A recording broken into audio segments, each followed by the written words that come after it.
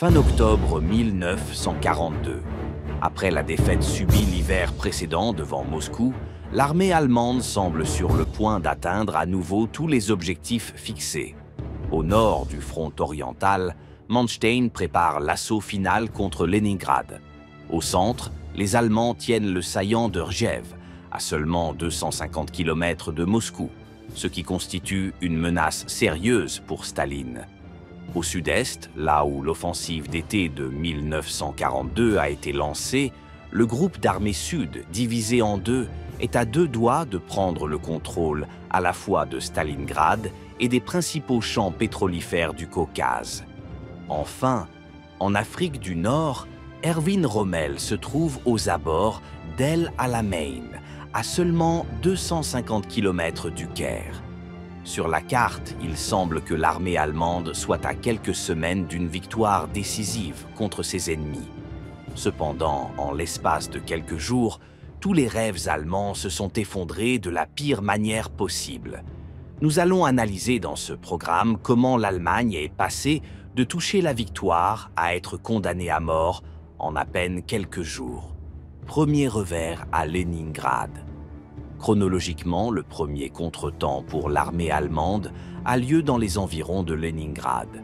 Le tout nouveau maréchal Manstein, qui avait conquis la forteresse de Sébastopol au cours de l'été, avait été envoyé à Leningrad pour s'emparer de la ville. Cependant, Manstein doit faire face à une attaque de grande ampleur lancée par les soviétiques dans ce secteur. Quand enfin, le 15 octobre, il parvient à rétablir la situation, ses troupes sont extrêmement affaiblies.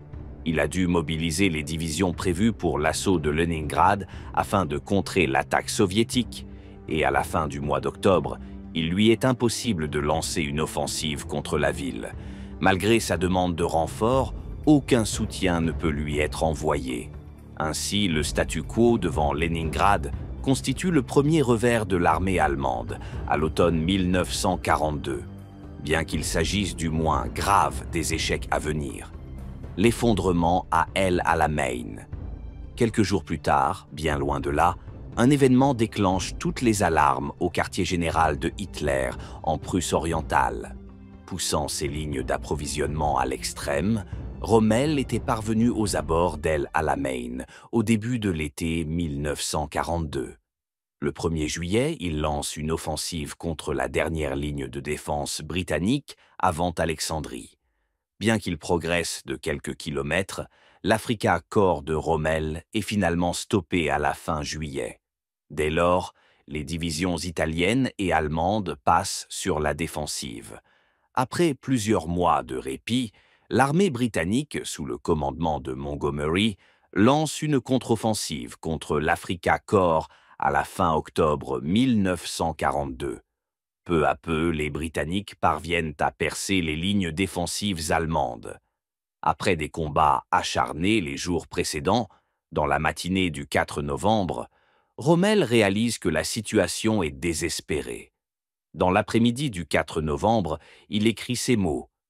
De puissantes forces blindées ennemies ont ouvert une brèche de 19 km dans notre front, par laquelle elles avancent vers l'ouest, avec d'importants corps de chars.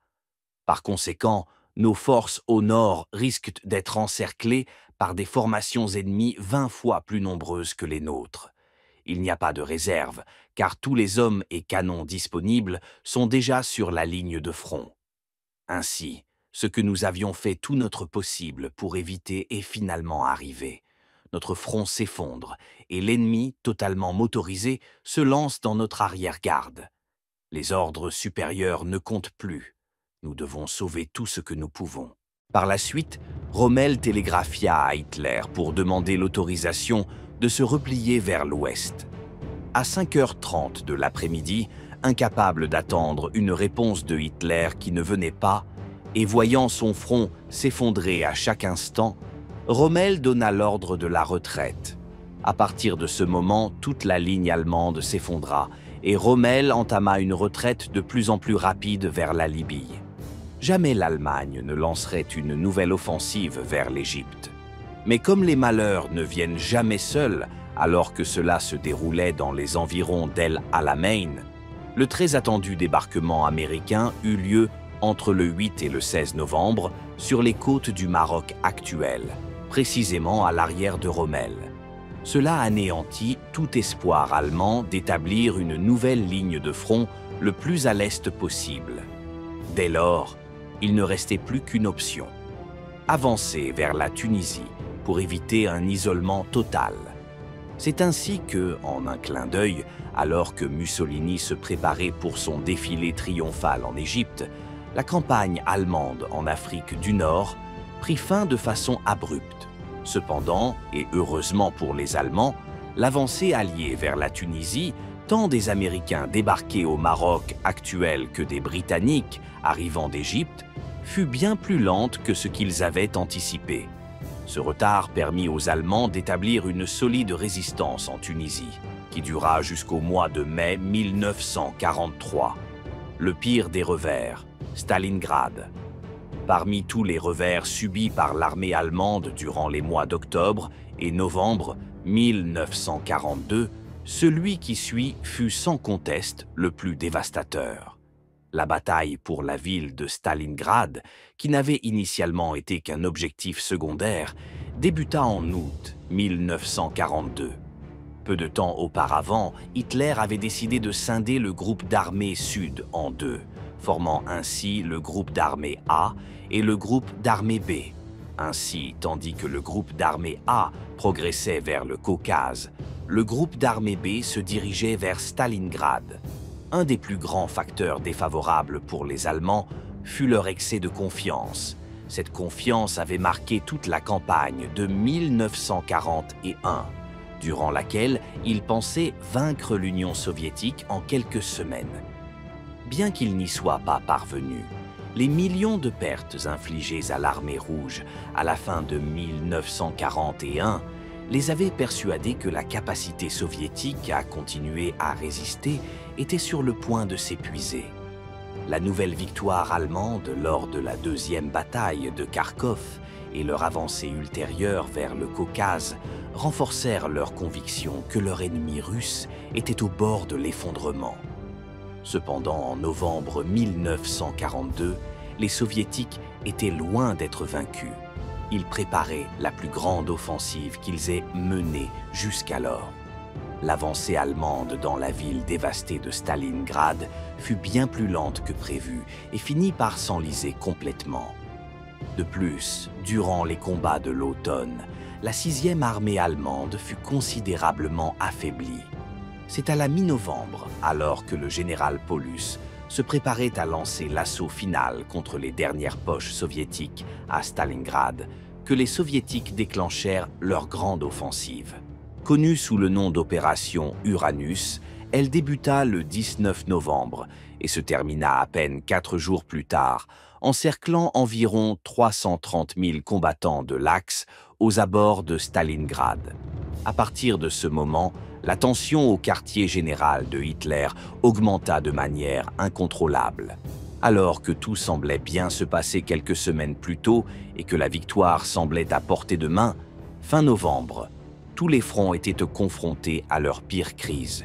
Une grande partie des réserves allemandes étaient envoyées en Tunisie pour maintenir cette dernière position en Afrique du Nord, et il ne restait pratiquement rien pour secourir les soldats piégés à Stalingrad. De plus, pour aggraver la situation, les Soviétiques lancèrent une autre puissante offensive contre le saillant allemand à Riev, empêchant le groupe d'armées centre d'envoyer des renforts vers Stalingrad. Les meilleures unités dont disposait l'Allemagne, en particulier celles du 2e corps blindé SS, comprenant les divisions Leibstandart, Das Reich et Totenkopf, avaient déjà été envoyées en urgence sur le front de l'Est, mais elles n'arrivèrent pas à temps pour sauver la situation à Stalingrad. Bien qu'elle soit moins célèbre que l'opération Uranus, l'attaque lancée par les Soviétiques contre le saillant de Rjev le 25 novembre 1942 fut encore plus puissante que celle menée à Stalingrad.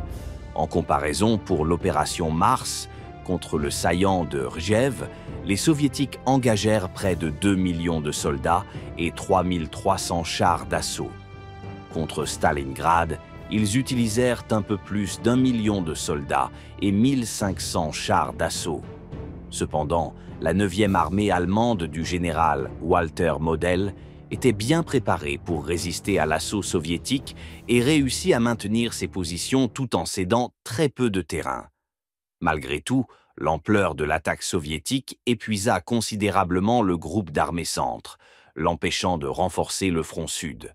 Lorsque le front sud-est finit par s'effondrer au début de janvier 1943, Model fut contraint d'abandonner le saillant de Rjev pour raccourcir la ligne de front et libérer des effectifs afin de participer à la nouvelle offensive de l'été 1943. Le repli du saillant de Rjev, connu sous le nom de code Opération Buffel, eut lieu en mars 1943. En résumé, cette opération permit de réduire la ligne de front de 370 km et de libérer 28 divisions allemandes pour d'autres missions. Toutefois, en contrepartie, toute possibilité de nouvelle avancée allemande vers Moscou fut définitivement anéantie. Ainsi, une armée allemande qui semblait prête à atteindre tous ses objectifs à la fin de 1942 subit son plus grand revers à ce moment-là, et en seulement quelques jours, la situation bascula complètement contre elle.